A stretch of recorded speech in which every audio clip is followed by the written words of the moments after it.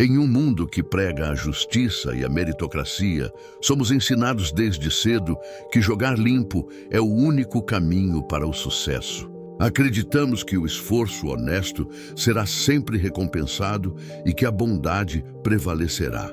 Essa crença, embora reconfortante, é uma das mais perigosas armadilhas cognitivas. Ela nos prepara para um jogo idealizado, enquanto os verdadeiros mestres do poder jogam em um tabuleiro completamente diferente, um que a maioria nem sequer sabe que existe. Essa tendência de acreditar que o mundo é fundamentalmente justo é um viés psicológico conhecido como a falácia do mundo justo. Nosso cérebro anseia por ordem e previsibilidade. Então, criamos uma narrativa onde boas ações levam a boas recompensas e más ações a punições. Infelizmente, a realidade é muito mais caótica e indiferente. Confiar cegamente nessa falácia nos torna previsíveis, vulneráveis e, em última análise, fáceis de serem manipulados por aqueles que a entendem. Os arquitetos do poder, de bilionários a líderes mundiais, não operam com base nessa ilusão. Eles compreendem que o poder tem suas próprias regras, muitas vezes brutais e contraintuitivas. Enquanto você espera que sua dedicação seja notada, eles estão ativamente moldando percepções, forjando alianças estratégicas e neutralizando ameaças antes mesmo que elas se materializem. Eles não estão jogando um jogo diferente, eles estão jogando o verdadeiro jogo. Se você já sentiu a frustração de ver alguém menos qualificado, mas mais astuto, te ultrapassar, você não está sozinho.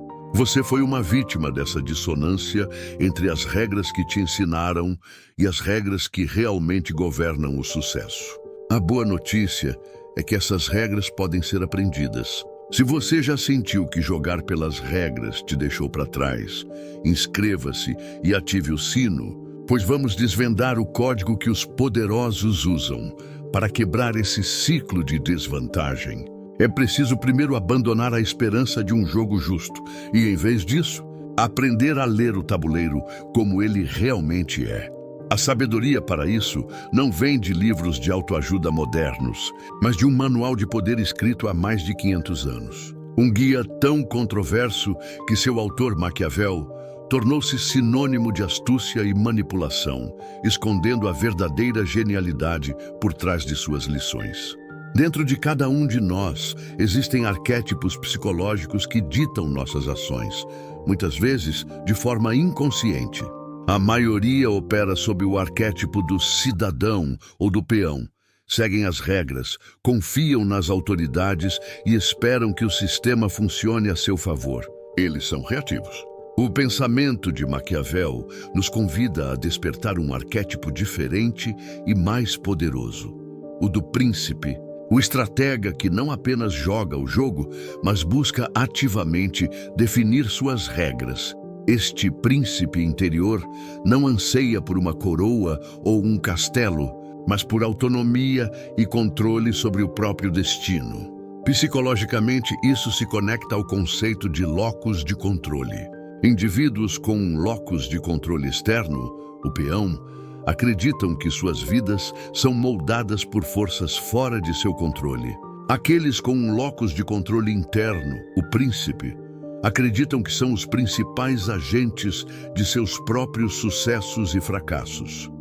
Ativar esse arquétipo começa com uma mudança fundamental de perspectiva, de uma vítima das circunstâncias para um analista delas. O estratega não reclama da chuva. Ele estuda os padrões climáticos e constrói abrigos ou sistemas de irrigação. Da mesma forma, em um ambiente competitivo, ele não lamenta a traição ou a injustiça. Ele estuda a natureza humana e antecipa esses movimentos, usando-os a seu favor quando possível. O pensamento de Maquiavel é, em sua essência, um exercício de realismo radical. Ele nos força a confrontar as motivações humanas como elas são, não como gostaríamos que fossem. O egoísmo, o medo, a ambição Ignorar essas verdades é como navegar em um oceano tempestuoso, acreditando que todos os tubarões são amigáveis. A aceitação dessa realidade sombria não é pessimismo. É o primeiro passo para a verdadeira maestria estratégica. Compreender essas forças motrizes da psique humana é a base de todo o poder. É o que permite ao estratega prever os movimentos de adversários e aliados, influenciar decisões e se proteger de manipulações. A questão mais fundamental que surge dessa análise crua da natureza humana e que Maquiavel não hesitou em responder é sobre a ferramenta mais eficaz para garantir a lealdade e a cooperação dos outros. É melhor ser amado ou ser temido? Esta é talvez a pergunta mais famosa e mal compreendida de Maquiavel. A resposta convencional, guiada pela nossa necessidade de aceitação social, se inclina para o amor. Buscamos a aprovação dos outros, acreditando que a afeição é a base da lealdade. Psicologicamente, esse comportamento de people pleasing nos coloca em uma posição de vulnerabilidade, tornando nossas ações dependentes da validação alheia. Maquiavel, com sua clareza brutal, argumentou que, se não for possível ter ambos, é muito mais seguro ser temido. Isso não significa ser um tirano cruel, mas sim ser alguém cujas consequências são claras, consistentes e certas. O amor é volátil, depende do humor e da gratidão, sentimentos que se dissipam rapidamente. O medo, por outro lado, especificamente o medo das consequências negativas de desafiar você, é um motivador muito mais estável e previsível. Do ponto de vista da neurociência, a afeição e o medo ativam sistemas cerebrais distintos. O amor e a camaradagem ativam o sistema de recompensa, liberando oxitocina e dopamina, que são poderosos, mas inconstantes. O medo de uma consequência negativa ativa a amígdala, o centro de processamento de ameaças do cérebro. Uma amígdala ativada comanda a atenção total e prioridade, forçando um cálculo de risco-benefício, que geralmente favorece a obediência e o respeito. O respeito gerado pelo medo das consequências não é sobre terror, mas sobre previsibilidade. Se as pessoas sabem que cruzar uma linha vermelha com você resultará em uma resposta firme e inevitável, elas pensarão duas vezes. O respeito gerado pelo amor, ao contrário, pode levar as pessoas a testarem seus limites constantemente, pois a consequência de decepcionar alguém que as ama parece muito menor. Elas contam com o seu perdão. Estabelecer esse tipo de respeito calculado requer mais do que apenas força de vontade. Exige um controle emocional absoluto.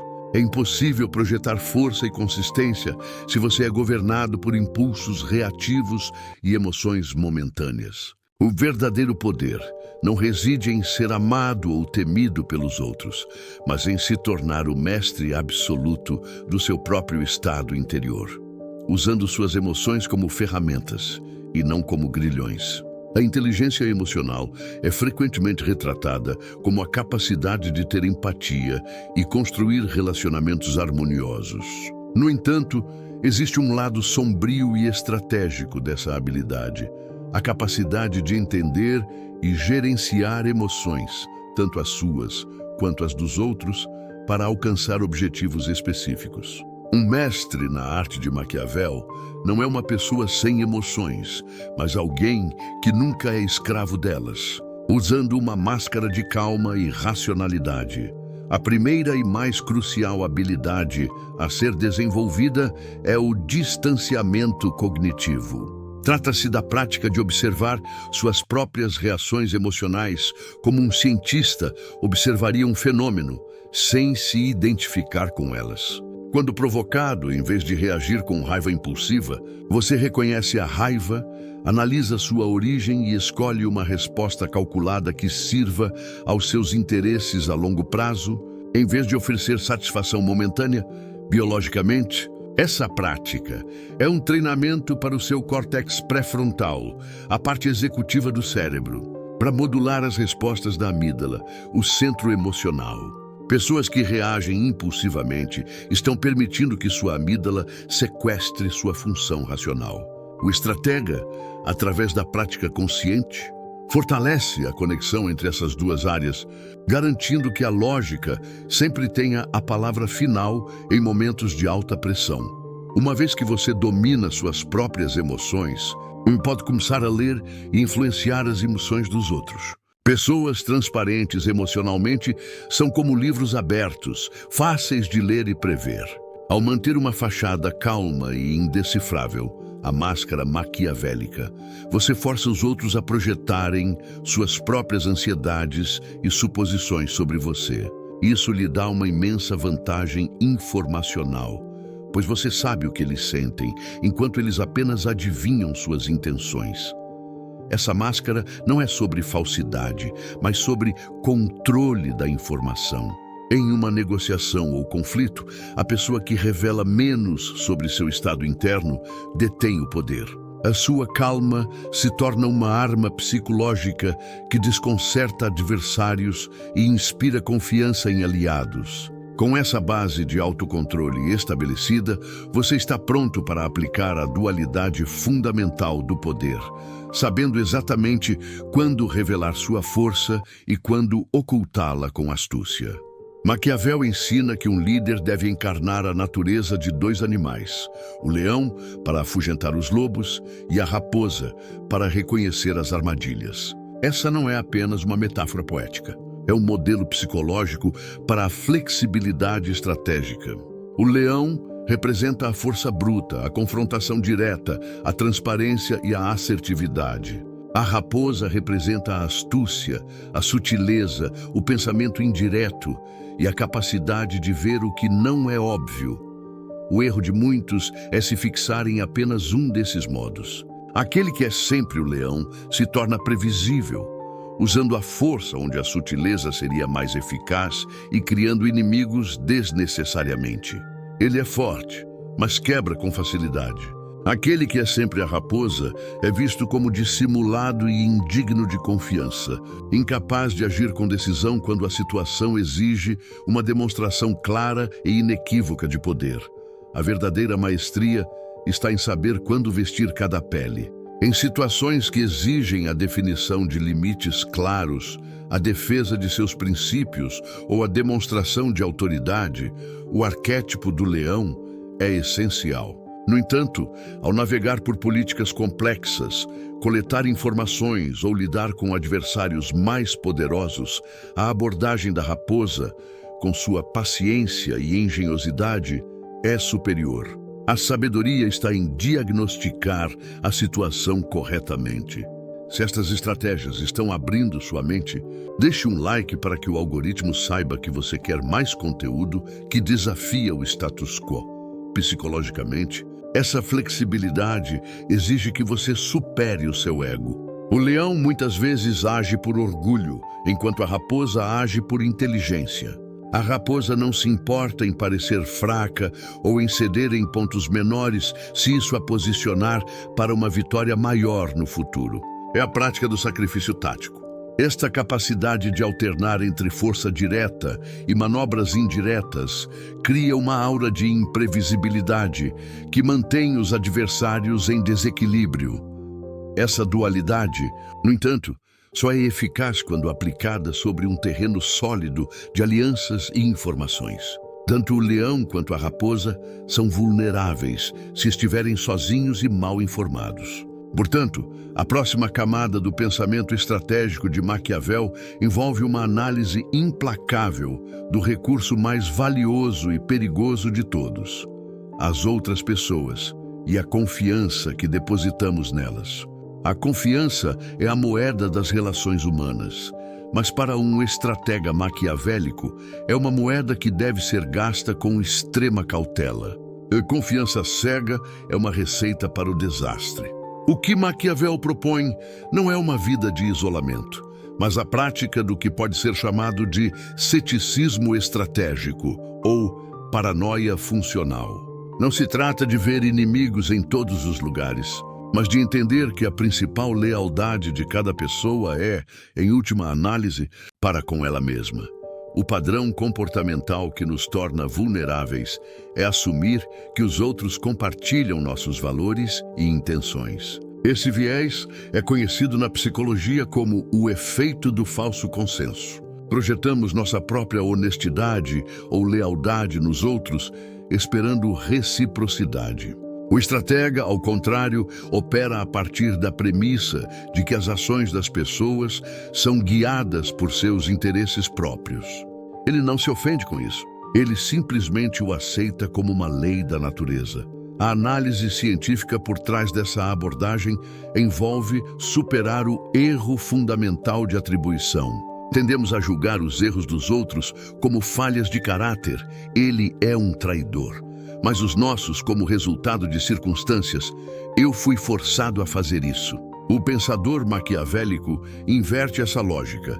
Ele analisa as circunstâncias que podem levar seus aliados a traí-lo e julga a si mesmo por seu caráter e disciplina em prever e mitigar esses riscos. Portanto, a construção de um círculo de confiança não se baseia em afeto ou amizade, mas em alinhamento de interesses. Um aliado não é um amigo, mas alguém cujo sucesso está intrinsecamente ligado ao seu. A confiança é depositada não na pessoa, mas no sistema de incentivos que garante sua cooperação. Avalie constantemente o que essa pessoa ganha ao me apoiar e o que ela ganha ao me trair.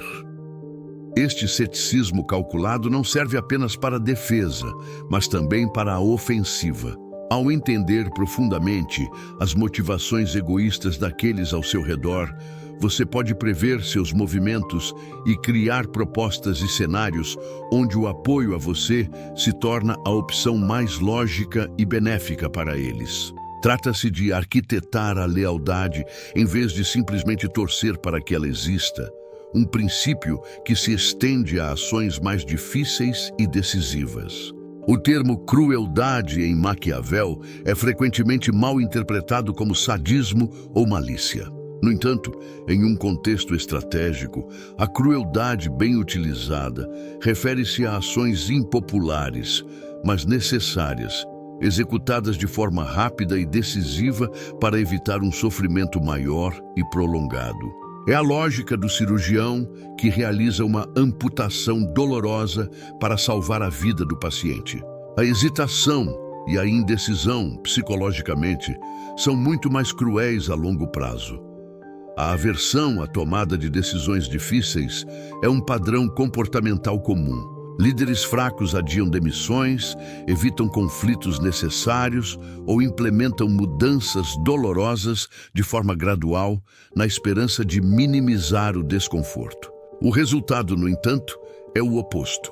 Um período prolongado de ansiedade, incerteza e baixa moral, o que envenena todo o ambiente. É a morte por 1000 cortes, em vez de um único golpe limpo.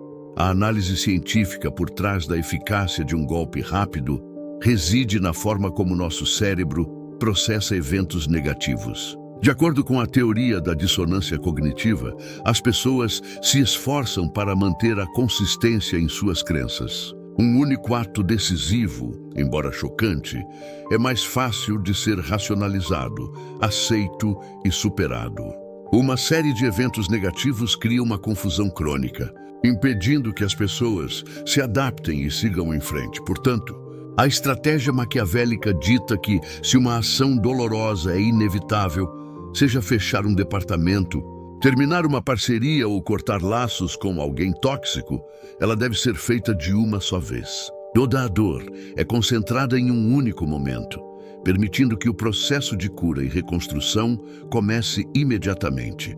O líder absorve todo o ressentimento de uma vez, mas depois é visto como aquele que permitiu um novo começo. Essa abordagem exige uma coragem imensa e uma clareza de visão sobre o objetivo final. Ela demonstra que você está disposto a tomar as decisões impopulares necessárias para a saúde do todo, consolidando sua imagem como um líder forte e eficaz.